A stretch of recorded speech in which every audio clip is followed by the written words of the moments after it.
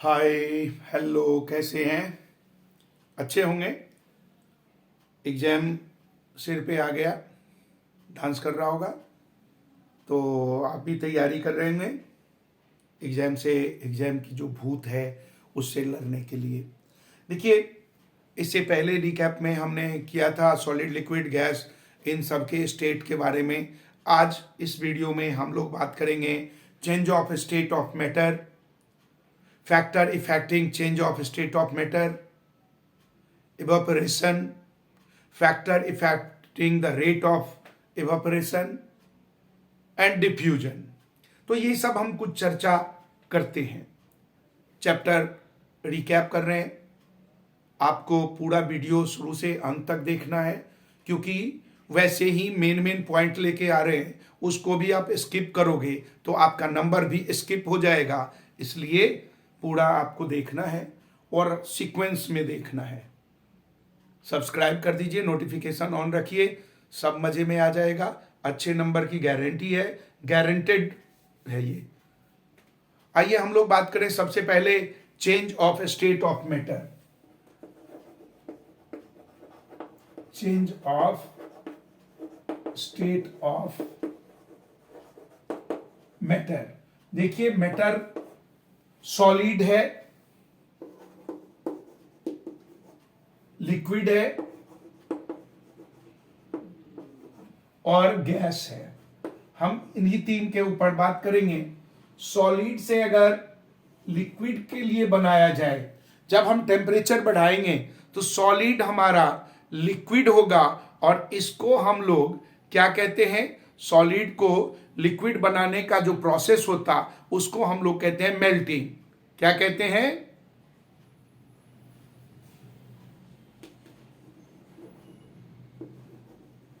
Melting. Liquid से gas बनता जब हम टेम्परेचर, ये एरो इधर जा रहा है तो इसका मतलब टेम्परेचर बढ़ा रहे हैं। मेल्टिंग हुआ, लिक्विड हुआ ना। लिक्विड को जब हम गैस बनाते हैं तो वो क्या कहलाता है? लिक्विड से गैस जब बनता उसको हम लोग क्या क्या बोलते हैं? बॉइलिंग। आपने पानी गर्म किया होगा, पानी गर्म करते हैं तो भाप निकलता है, ये हमारा क्या है? बॉइलिंग। अब देखिए, जब गैस से लिक्विड होगा, उल्टा, गैस को जब हम गर्म नहीं करेंगे, ठंडा करेंगे, ठंडा करेंगे तो वो लिक्विड में आएगा। इस प्रोसेस को कहते हैं हम लोग क्या? कंडेंसेशन।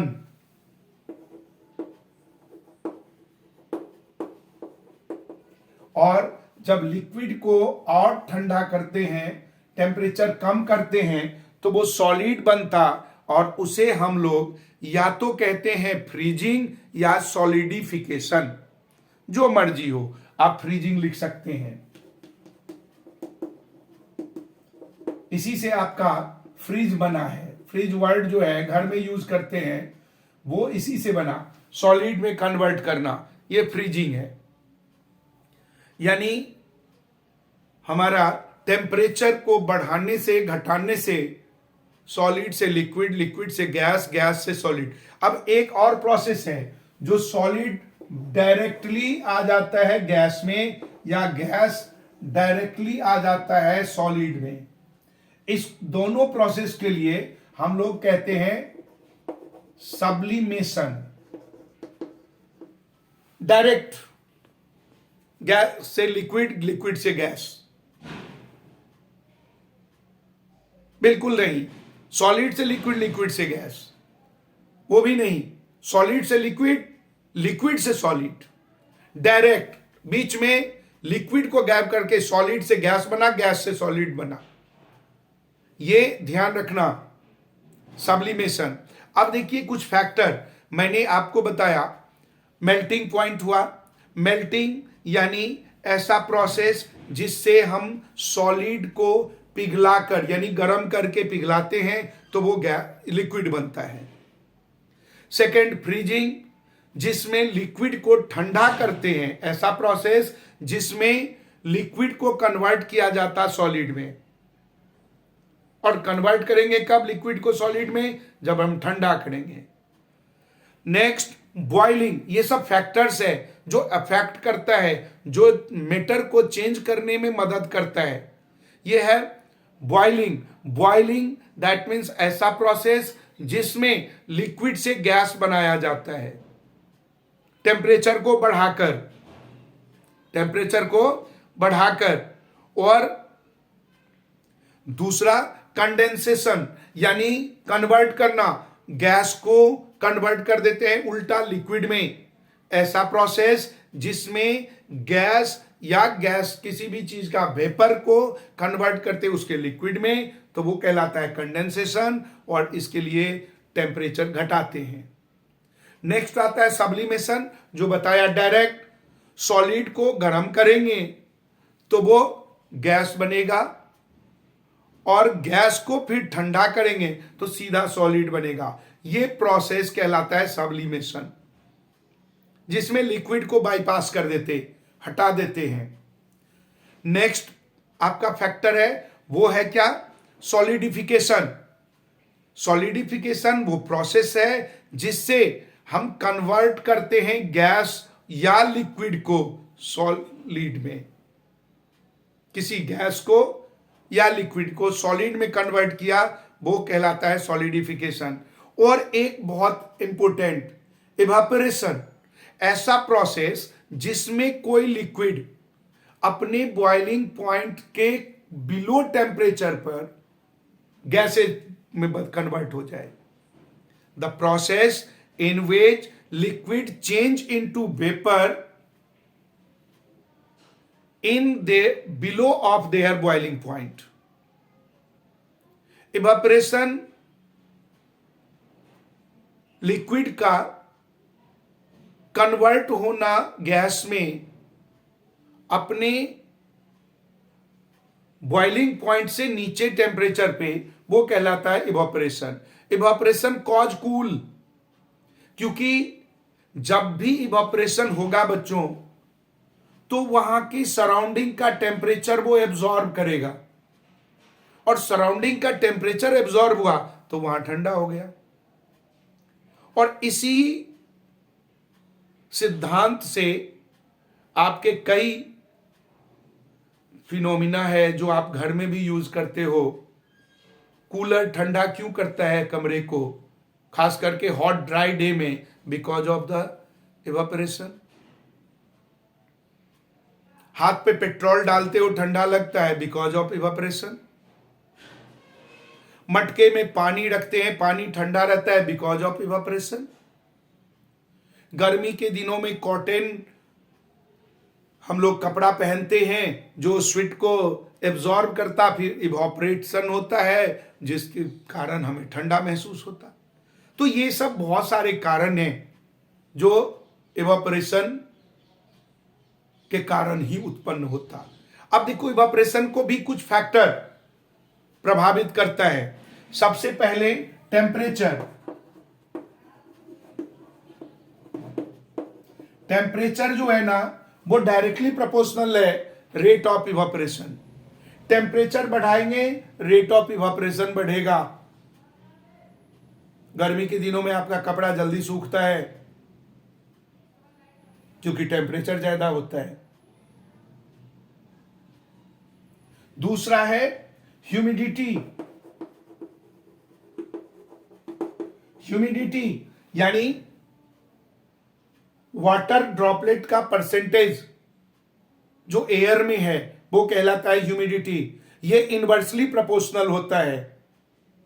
ह्यूमिडिटी बढ़ेगी, रेट ऑफ इवापोरेशन घटेगा। ह्यूमिडिटी कम होगा, रेट ऑफ इवापोरेशन बढ़ेगा। Inversely proportional. तीसरा है स्पीड ऑफ विंड। विंड का स्पीड, हवा तेज चलेगी, रेट ऑफ इवापोरेशन बढ़ेगा। हवा कम, इवापोरेशन का रेट कम होगा। सरफेस एरिया,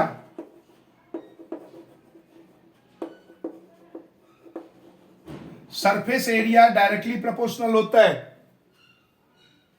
केवल ये इनवर्सली प्रोपोर्शनल होता, बाकी सब डायरेक्टली। सरफेस एरिया बढ़ेगा रेट ऑफ इवापोरेशन बढ़ेगा। अब देखो ना, कप में चाय पियो या प्याले में पियो, प्याला में जल्दी ठंडा होगा, खट्ट से मारोगे, कप में धीरे धीरे चुस्की मारना पड़ेगा। यानी कि रेट ऑफ इवापोरेशन को इफेक्ट करने वाले ये सब फैक्टर्स हैं जो रेट ऑफ इवापोरेशन को प्रभावित करता है। आपको इससे रिलेटेड क्वेश्चन जरूर पूछा जाएगा। इसके बाद हम लोग बात करते हैं डिफ्यूजन। देखिए डिफ्यूजन क्या होता है, आपस में मिक्सअप होना, सिंपल सी बात है। जिसमें इंटरमोलिकुलर गैप ज्यादा होगा उसमें डिफ्यूजन उतना तेजी से होगा। Intermixing of molecules of two or more substances is known as diffusion। Intermolecular space सबसे ज्यादा होता है आपके गैसेज में तो गैस जल्दी डिफ्यूज होगा, उससे कम होता है लिक्विड में तो लिक्विड उसके बाद डिफ्यूज होगा, और सबसे कम डिफ्यूज होगा सॉलिड, क्योंकि सॉलिड में इंटरमोलिकुलर गैप बहुत ही कम होता है। लेकिन डिफ्यूजन को भी 3 ऐसे फैक्टर हैं जो इफेक्ट करता है।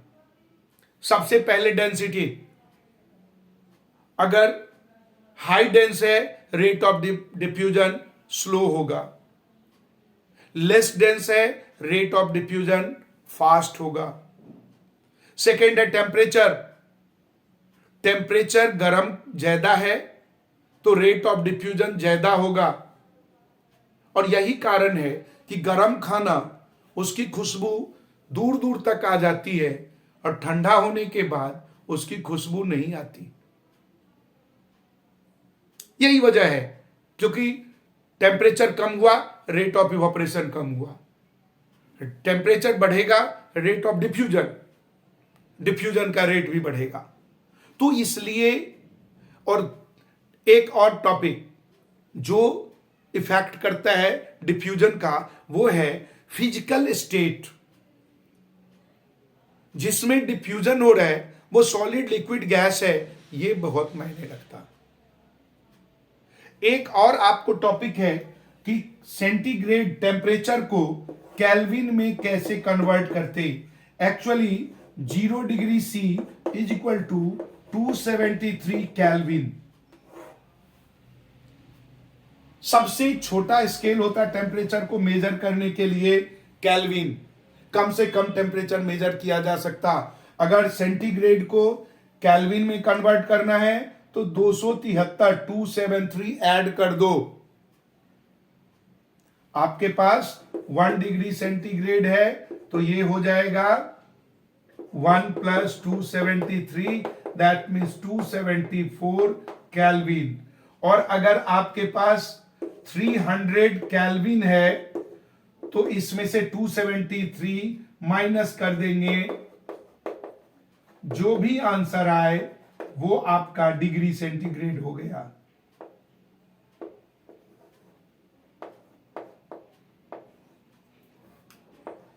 ये फॉर्मूला आपको याद रखना होगा कि 0 degree is equal to 273 kelvin.